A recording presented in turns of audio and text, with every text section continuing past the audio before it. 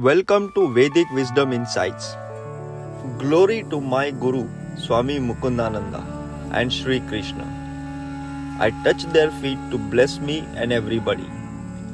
Glory to all the great saints and gurus for enlightening me and the whole world with their teachings, knowledge, wisdom, and severe tapasya. Welcome to our ongoing Isopanisad series. In today's episode, we will understand the importance of human life, our purpose of this life, our duty towards God, and why are we so different as compared to other species. Just to recap, in the last episode, verse 2, we understood the karma, types of karma, and how akarma liberates us from the cycle of birth and death. Let's start with verse 3.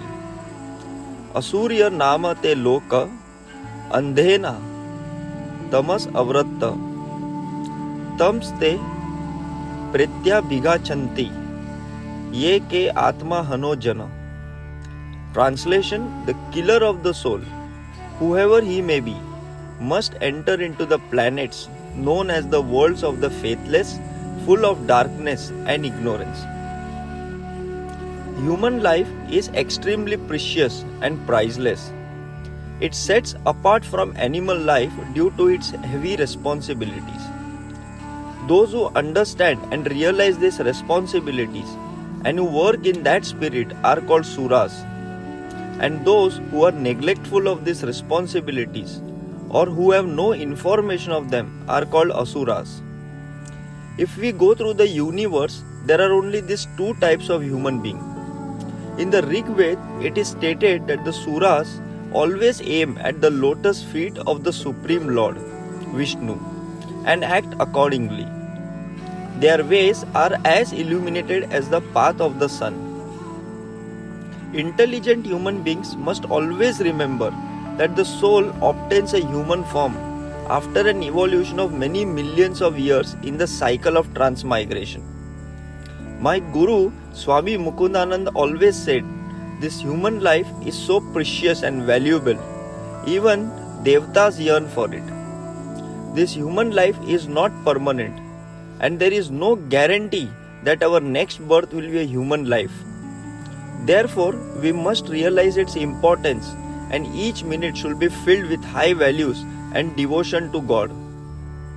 Srila Prabhupada said, the material world is compared to an ocean, and the human body is compared to a solid boat designed especially to cross this ocean. The Vedic scriptures and the acharyas are compared to expert boatmen, and the facilities of the human body are compared to favorable breezes that help the boat ply smoothly to its desired destination. Even if all these facilities a human being does not fully utilize his life for self-realization, he must be considered Atmaha, a killer of the soul.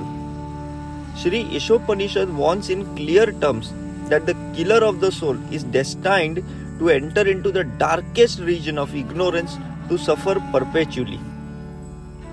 The human being is given all facilities for a comfortable life by the laws of nature, because a human form of life is more important and valuable than animal life. Why is man given a better life than that of the swine and other animals? Why is a CEO or CFO given all the facilities than the manager of that company? The simple reason is CEO has to perform higher duties of a higher nature. Similarly, the duties human beings have to perform are higher than those of animals, who are always engaged in simply feeding their hungry stomachs. We are given this human form of life not to work hard like asses, swine and dogs, but to attain the highest perfection of life. If we do not care for self-realization, the laws of nature force us to work very hard, even though we may not want to do so. Human beings in this age have been forced to work hard like the asses and bullocks that pull carts. Some of the regions where the asuras are sent to work are revealed in this mantra of Shri Isopanisad. If a man fails to discharge his duties as a human being, he is forced to transmigrate to Asurya planets, and take birth in degraded species of life to work hard in ignorance and darkness. My Guru Swami Vivekananda in one of his lectures highlighted the importance of human life. Animals eat, sleep, mate and defend. If human beings also do the same activities, then what is the difference between them and us? How will we justify our human life? This will be a great insult to God, who gave this life to live a meaningful and great life. In the Bhagavad Gita, chapter 6, verse 41 to 43, it is clearly stated that a man who enters upon the path of self-realization but does not complete the process despite having sincerely tried to realize his relationship with God is given a chance to appear in a family of Sukhi or Srimad.